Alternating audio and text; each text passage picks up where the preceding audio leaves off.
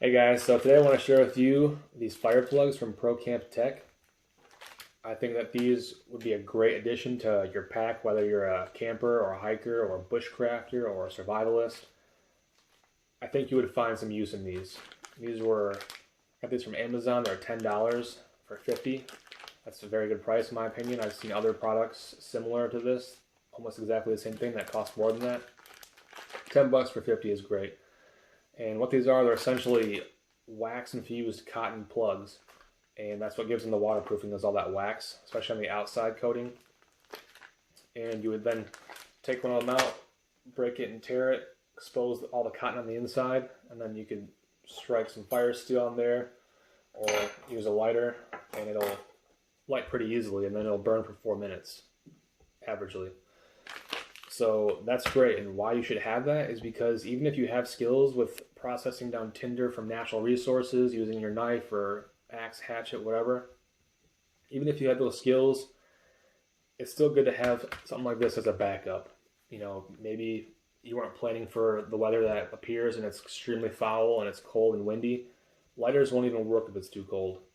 And if things are too wet and too windy, it's going to be really hard to get certain natural tinders to work. So in a pinch, these things are great as like an insurance policy for sure. Or even if you're pressed for time, maybe you do have the skills to start fires off the land with some basic tools and skills, but maybe you're pressed for time, you just want a quick fire, bust one of these, boom, you're good to go. It's going to be 4 minutes of burn, easy to put on some kindling, and you're going to have a fire pretty easily. So yeah, fire plugs from Procamptek. I'm going to go outside now and see how they work.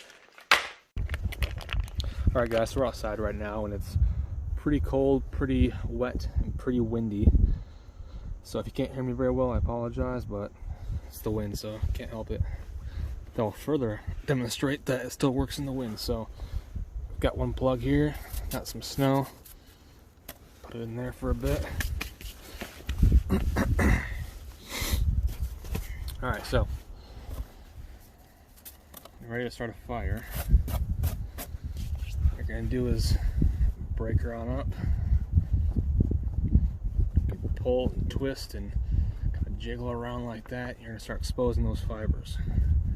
You really want to expose a good amount, that way you have more surface area.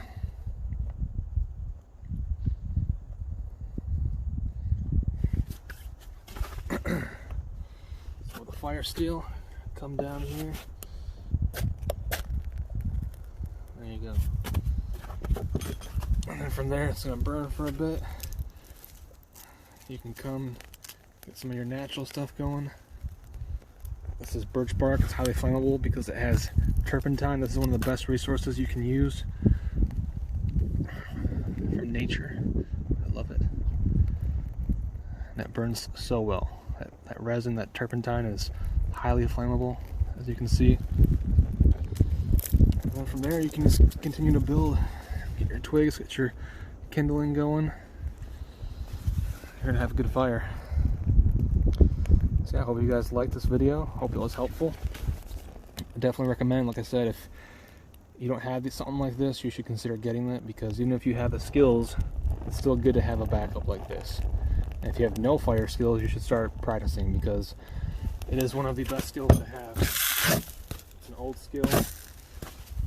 Making a fire is one of the biggest life skills humankind has had for thousands of years, and it's good to know how to start fires without gasoline and that kind of stuff that most people use. So yeah, hope you guys like this video. Hope it was helpful. I'm gonna go inside. See ya.